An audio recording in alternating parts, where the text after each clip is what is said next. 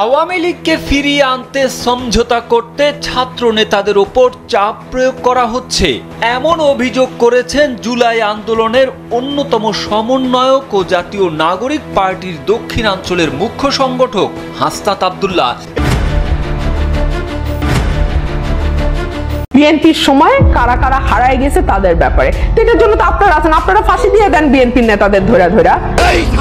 এই যে হাসনাত আজীবন বঙ্গবন্ধুকে আব্বা ডাইকা শেখ হাসিনাকে আম্মা ডাইকা তুমি আজকে শেখ হাসিনাকে বের করেছো।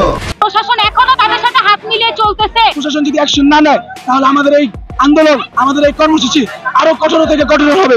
আওয়ামী লীগকে আবারও পুরনো বাসনের চেষ্টা চলছে বলে মনে করেন এই জাতীয় নাগরিক পার্টির দক্ষিণ অঞ্চলের মুখ্য সংগঠক হাসনাত আব্দুল্লাহ।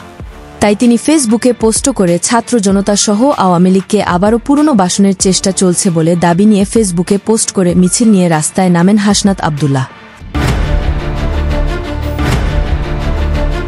কিন্তু এই ছাত্র জনতার উপর খেপেছেন দেশের কিছু সাধারণ নাগরিক কারণ হিসাবে জানা যায়। যে ছাত্র জনতার হাত ধরে দেশের সাধারণ জনগণ নতুন স্বপ্ন দেখেছিল, সেই ছাত্র জনতার মধ্যে বিভ্রাজন সৃষ্টি হয়েছে। এখন জাতীয় নাগরিক পার্টিতে কিছু ছাত্ররা যোগ না দিয়ে তারা আবার নতুন দল আসার কথা জানিয়েছেন। জাতীয় নাগরিক পার্টির পর আরও একটি নতুন রাজনৈতিক দল আসছে বলে খবর রটেছে রাজনীতির ময়দানে। জুলাই আন্দোলনে বৈষম্যবিরোধী ছাত্র আন্দোলনের নেপথ্যে থেকে যারা কাজ করেছেন তাদের অনেকেই এই প্ল্যাটফর্মের প্রকাশ্য মুখ।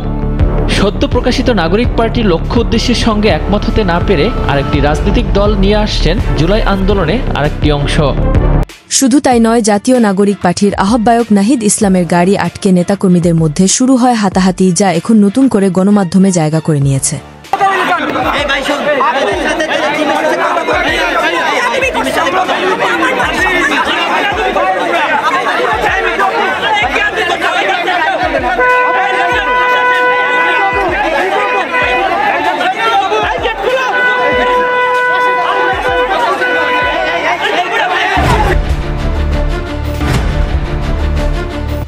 সম্প্রতি রুমিন ফারহানা তার একটি টক শোতে আওয়ামী লীগের প্রসঙ্গে বলেন, এই সংবিধান রদ রহিত বাতিলের কোন রকম কোনো চেষ্টা যদি হয় সেটা হবে রাষ্ট্রদ্রোহিতা এবং সেটা সর্বোচ্চ শাস্তি অর্থাৎ ফাঁসি হবে। সংবিধানের অনুচ্ছেদ 4 ক অনুযায়ী বঙ্গবন্ধুর প্রতিকৃতি প্রত্যেকটা উপদেষ্টার মাথার পেছনে থাকবার কথা, এটা সংবিধানে বলা আছে, আপনাকে রাখতে হবে। প্রতিটি স্বায়ত্তশাসিত অন্যান্য যে অফিসগুলো আছে, আমাদের ব্যুরোক্রেসির যে অফিস, প্রত্যেকটাতে সেই ছবি থাকতে হবে। ছবিগুলো কি আছে? না, নাই, বাস্তবতা নাই। আচ্ছা, এই সংবিধান যদি এক্সিস্ট করে, এই সংবিধান রদ রহিত বাতিলের কোন রকম কোনো চেষ্টা যদি হয় সেটা হবে রাষ্ট্রদ্রোহিতা এবং সেটা সর্বোচ্চ শাস্তি অর্থাৎ ফাঁসি হবে। হচ্ছে প্রতিটা মামলায় শেখ হাসিনাকে আসামি করা প্রতিটা মামলার গুরুত্ব কমায়। প্রতিটা মামলায় শেখ হাসিনাকে আসামি করার প্রয়োজন নাই। সুতরাং আপনি হরে দরে অসংখ্য মামলা দিচ্ছেন, যে যার উপর ক্ষুব্ধ সে তার বিরুদ্ধে মামলা দিচ্ছে, সত্যতা বা মিথ্যা এটার কোনো যাচাই বাছাই হচ্ছে। সমালোচকরা যেটা বলছেন, তারা বলছেন তার মিডিয়া ট্রায়াল তো হয়ে গেল, মিডিয়া ট্রায়াল হয়ে গেল এবং এখন যেটা মানে গ্রামে গ্রামে যেটা হচ্ছে, ইউনিয়নে ওয়ার্ডে যেটা হচ্ছে, আপনার সাথে আমার শত্রুতা, আপনার বিরুদ্ধে মামলা দিচ্ছে, কিংবা আমি আপনার কাছ থেকে কিছু পয়সা করে খেয়ে বলছি ঠিক আছে আমি জানি আপনি এটার সঙ্গে যুক্ত, কিন্তু আমি কিন্তু মামলা দেব না। এই যে একটা লেনদেনের ভিতরে একেবারে প্রান্তিক মানুষজনও জড়িয়ে যাচ্ছে, এটা কেন? কারণ আপনি 2 মাস একটা লম্বা সময় ঢিলা বা সম্মুখ গতিতে সরকারটি চলছে। এছাড়াও ছাত্রদের মধ্যে যারা আজ উপদেষ্টা হয়েছেন তাদেরকে উদ্দেশ্য করে এই আমজনতার তারেক বিস্ফোরক মন্তব্য করেন। আমজনতা দলের পক্ষ থেকে জানানো হচ্ছে যে আমরা গভীর উদ্বেগের সঙ্গে লক্ষ্য করছি যে ছাত্র উপদেষ্টা ও সমন্বয়কদের মাধ্যমে ওয়াসায় 150 জনের নিয়োগে চরম দুর্নীতি সংঘটিত হয়েছে। স্বচ্ছ ও ন্যায়সঙ্গত পদ্ধতিতে নিয়োগ না দিয়ে স্বজনপ্রীতি, ঘুষ এবং অবৈধ প্রভাব খাটিয়ে এই নিয়োগ সম্পন্ন করেছে উপদেষ্টা এবং সমন্বয়কবৃন্দ।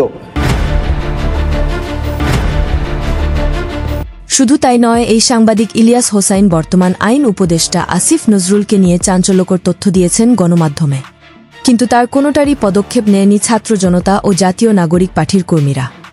বিষয় হচ্ছে যে আসিফ নজরুলের যদি নাকি আপনি এখন কোশ্চেন করেন যে আসিফ নজরুল মোটামুটি 1000 কোটি টাকার মালিক এই মুহূর্তে হয়ে গিয়েছেন, আসিফ নজরুলকে স্বীকার করবেন? আসিফ নজরুলকে আমি যদি এখন এটা বলি সেও এটাই বলবে, কিন্তু এটার জন্য অপেক্ষা করতে হবে।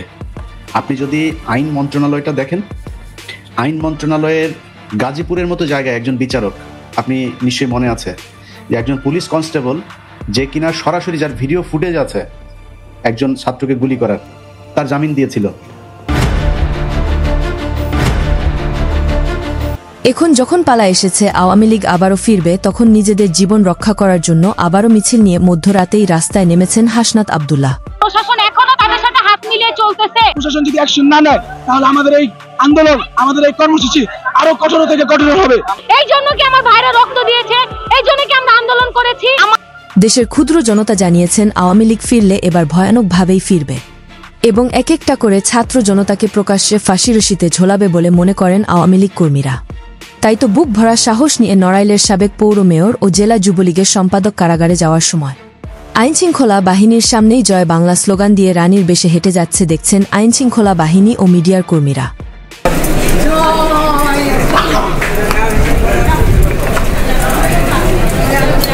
যে সরকার 6 মাস ধরে আহত মানুষের চিকিৎসা করাইতে পারে না, যে সরকার জনগণের পেটের ক্ষুধা মিটাইতে পারে না, তার কাছে আশা করার কিছু নাই।